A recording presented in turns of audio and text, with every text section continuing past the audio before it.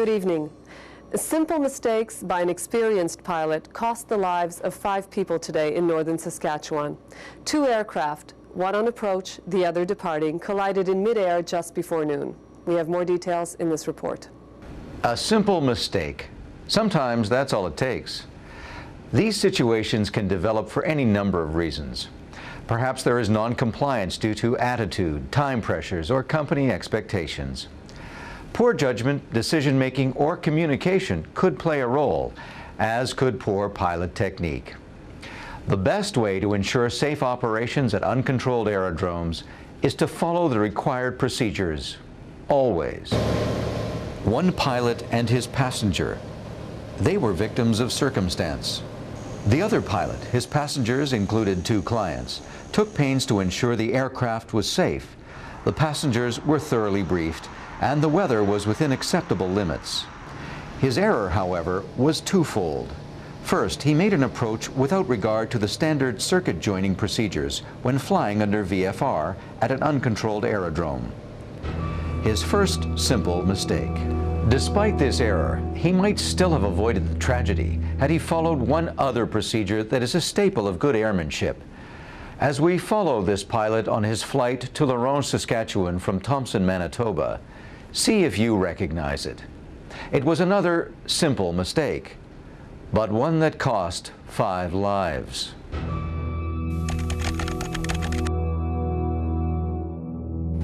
The goal of every pilot, of course, is to go from point A to point B without incident.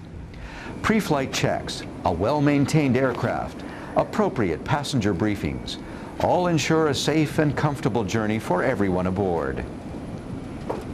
Even the most conscientious pilot could make an error. It may be a minor mistake, enabling the pilot to learn from it. If the mistake is not minor, generally the consequences aren't either. This video is intended for all pilots who operate at or in the vicinity of uncontrolled aerodromes. While this information was presented during your initial training, this dramatization will serve to remind even accomplished pilots that experience is no substitute for attention to detail, especially when flying in the vicinity of an uncontrolled aerodrome. As you will see, fixed-wing aircraft are used in this video.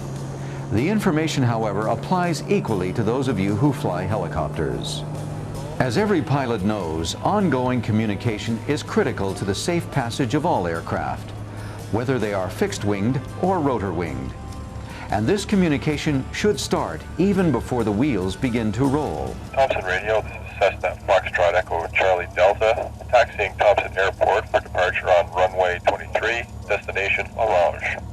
For the information to be useful to other people both in the air and on the ground, the pilot needs to transmit a number of critical pieces of information on the appropriate frequency. The pilot needs to identify the recipient of the message. This is generally done by identifying the aerodrome or targeting a more general audience. For example, Thompson Radio is a directed transmission.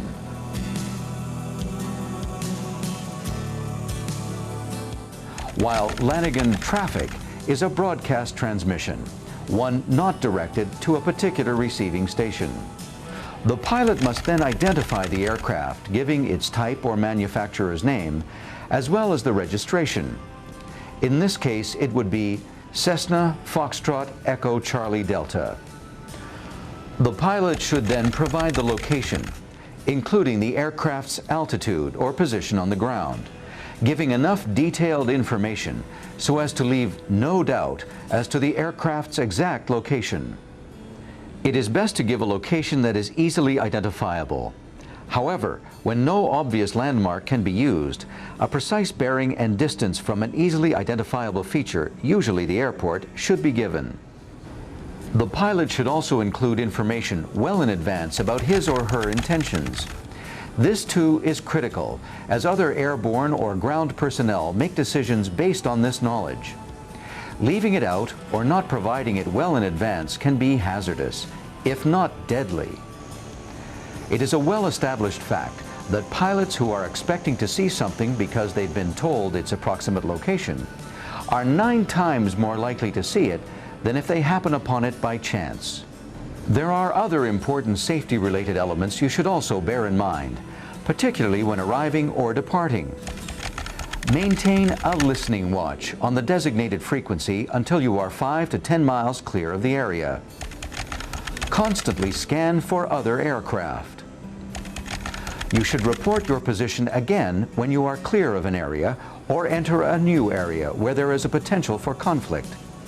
For example, report when you leave or enter an aerodrome traffic circuit. Report when you have cleared the runway after landing. And report joining the circuit, giving your position in the traffic pattern. Report your intentions at least 5 minutes in advance of entering the MF or ATF. Taxiing for runway 23, straight out departure to 5,500 feet, destination L'Orange.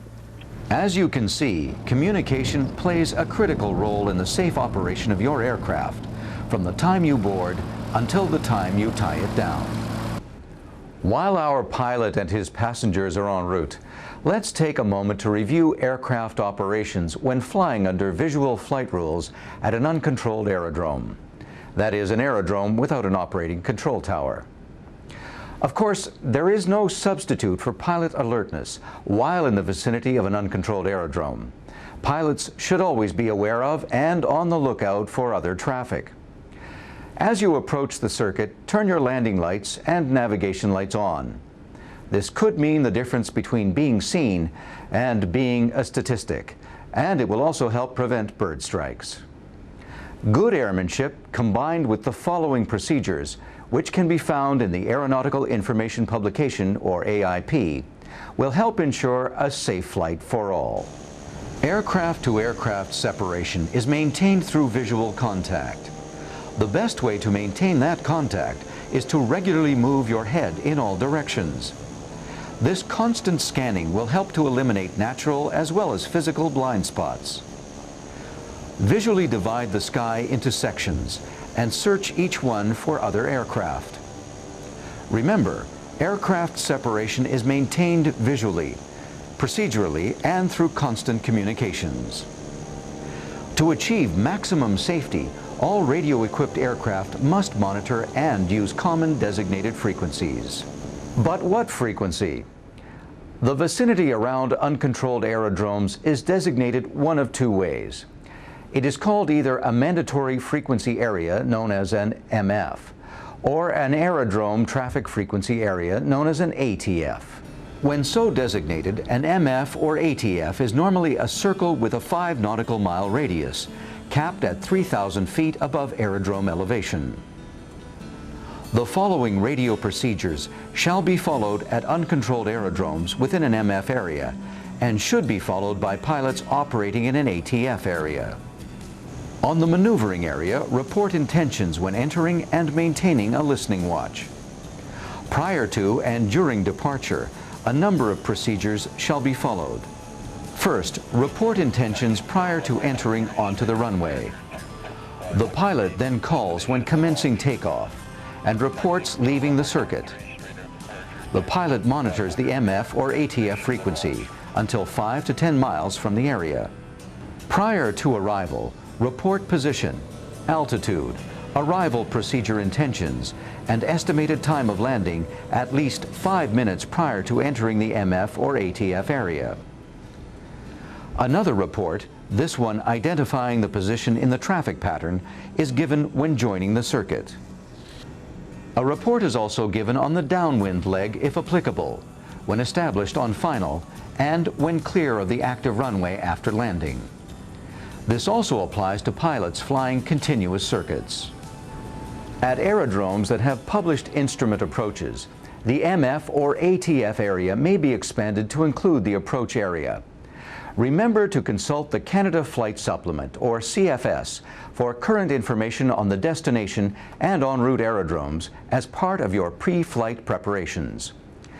The CFS is published every 56 days, and because the information in the book changes regularly, it is important to refer to a current edition. Although rare, there are uncontrolled aerodromes without a published MF or ATF.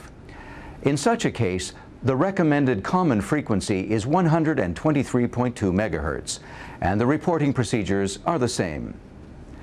When planning to operate at aerodromes with no MF or ATF, you should find out from operators who regularly fly in that area which frequency is used. It is important to note that good airmanship dictates that you always keep your radio on, with the volume set so you can hear incoming calls. When you make calls, do so even if you think you are alone in a given area. You owe it to yourself, your passengers, and other pilots to make these blind calls. You never know who may be listening or whose life you may save.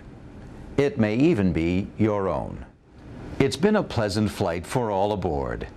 As he should, the pilot has reported his position, altitude, arrival procedures, and ETA well in advance of his arrival. He has also transmitted critical information along the way, whenever he approached or transited through another aerodrome area. But our pilot is about to make one of two mistakes that combined will turn out to be fatal. His first mistake, neglecting to follow standard circuit joining procedures for uncontrolled aerodromes. Knowing the standard circuit joining procedures is critical to flying safely at an uncontrolled aerodrome. These procedures have been developed to help ensure safe landings and departures for all aircraft, and incorporate strategies that allow pilots to see, as much as possible, all other traffic around them. This is particularly important in an ATF area where aircraft without radios are permitted. Nordo aircraft may operate in an MF area, provided an FSS, a CARS, or an RCO is located at the aerodrome, and is operated at the time of the intended flight, and prior arrangements have been made with the appropriate agency. We will describe them for you. But it's worth noting that the procedures are outlined in detail in the Aeronautical Information publication. The following procedures apply to all aircraft operating at aerodromes where an air traffic control service is not provided. It's worth remembering that a number of uncontrolled aerodromes have instrument approaches.